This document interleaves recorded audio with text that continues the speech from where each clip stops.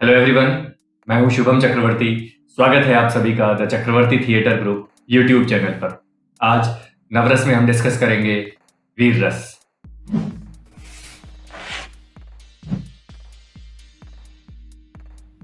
वीर रस यानी ब्रेवरी या बहादुरी, ऐसा एक्ट जिसमें एक्साइटमेंट, ब्रेवरी, प्राउडनेस या हीरोइज्म रिफ्लेक्ट हो रहा हो, तो उस एक्ट को वीर रस के एक्ट में इंक्लूड किया जाता है। जितनी भी फिल्में बनती हैं या जो भी नाटक बनते हैं, उसमें वीर रस को बहुत अच्छे से प्रेजेंट किया जाता है ऑडियंस के सामने, क्योंकि ऑडियंस हर जगह एक हीरो की इमेज देखना पसंद करती है। हीरो की इमेज का मतलब ये नहीं है कि एक ऐसा इंसान जो दुश्मनों को मार रहा है या किसी से अपने पास्ट का बदला ले रहा है, बल्कि एक ऐसा कैरेक्टर जो हर इंसान को मोटिवेट कर सके एक सही, अच्छी और पॉजिटिव लाइफ जीने के लिए।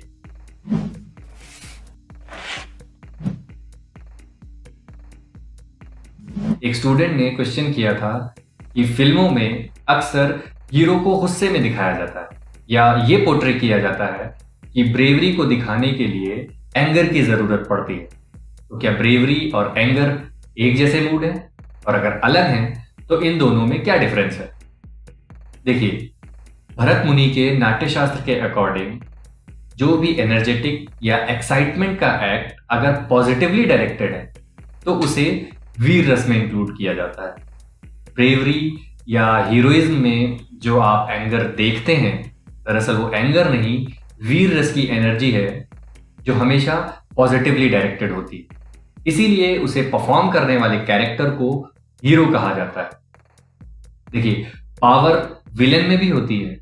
वो हीरो का उसी एनर्जी से सामना करता है, लेकिन उसे कभी भी वीर नहीं कहा जाता।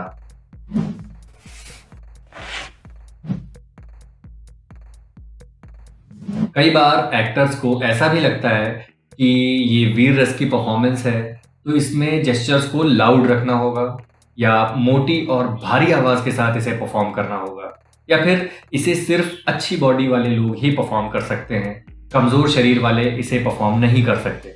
तो ऐसा कुछ भी नहीं है, क्योंकि ब्रेवरी का आपके शरीर से, आपकी आवाज से, आपकी उम्र से कोई लेना देना नहीं होता। इसकी परफॉर्मेंस के लिए जिस चीज की सबसे ज्यादा जरूरत होती है वो है confidence. For example, Gandhi ji का कैरेक्टर। मान लीजिए कि आपको गांधी जी का कैरेक्टर करना है। तो गांधी जी देखने में बिल्कुल नॉर्मल, दुबले पतले इंसान थे। उनकी आवाज भी बहुत भारी भरकम नहीं थी, लेकिन इसके बावजूद उनके कैरेक्टर में एक ब्रेवरी दिखती थी, एक बहादुरी दिखती थी, उनमें एक कॉन्फिडेंस नजर आता था। या फिर शहीद आजम भगत सिंह का कैरेक्टर, जब उनको फांसी हुई तो उनकी उम्र सिर्फ 23 साल थी। 23 साल की उम्र में हम ये भी डिसाइड नहीं कर पाते कि हमें कौन सी करियर स्ट्रीम चुननी चाहिए, और उन्होंने बहुत पहले ही डिसाइड कर लिया था कि उन्हें क्या करना है, और उन्होंने बहुत ही बहादुरी के साथ अपनी जिंदगी को जिया। तो ब्रेवरी के लिए आपकी उम्र और आपकी आवाज और आपका शरीर कोई मायने नहीं रखता। जरूरत होती है तो सिर्फ कॉन्फिडेंस की और सही एटीट्यूड की। हाँ, ये सारी चीजें एक एडिशनल सपोर्ट जरूर दे सकती हैं, लेकिन ये हो तो ही काम बनेगा, ऐसा नहीं होता।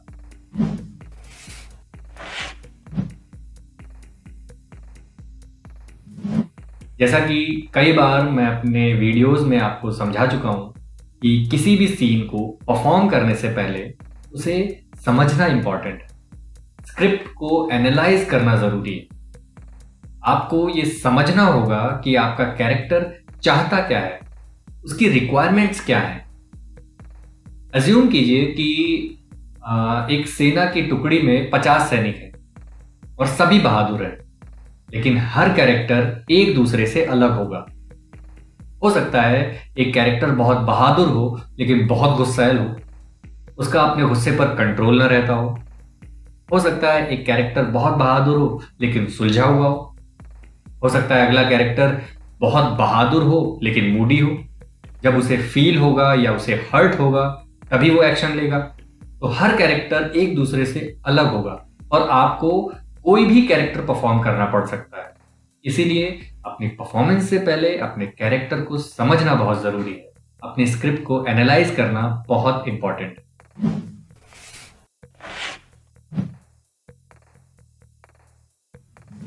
वीर रस में हम वीरता की बात करते हैं, एक योद्धा या किसी वॉरियर का कैरेक्टर पोर्ट्रे करते हैं।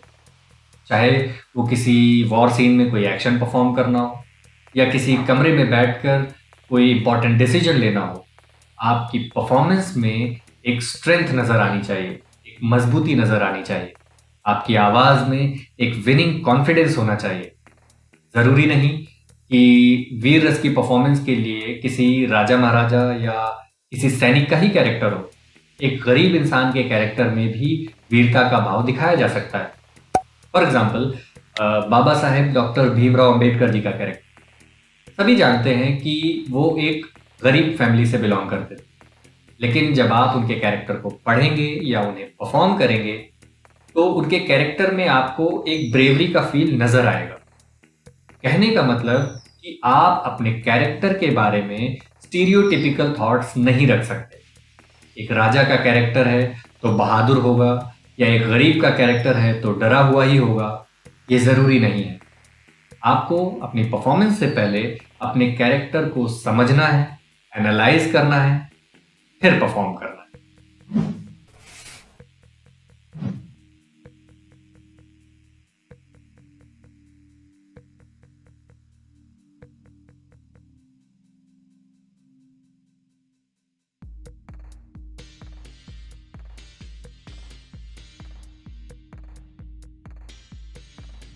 ये एक ऑडिशन स्क्रिप्ट है जो मैं आपको दे रहा हूँ।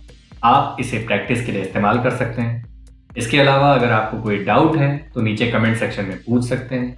आप चाहें तो द चक्रवर्ती थिएटर ग्रुप के फेसबुक, इंस्टाग्राम या ट्विटर पर भी मुझे मैसेज करके पूछ सकते हैं। मैं पूरी कोशिश करूंगा कि आपके सवालों के जवाब दे सकूं। मिलते हैं अगली वीडियो में। तब तक के लिए keep practising, keep performing. Thank you.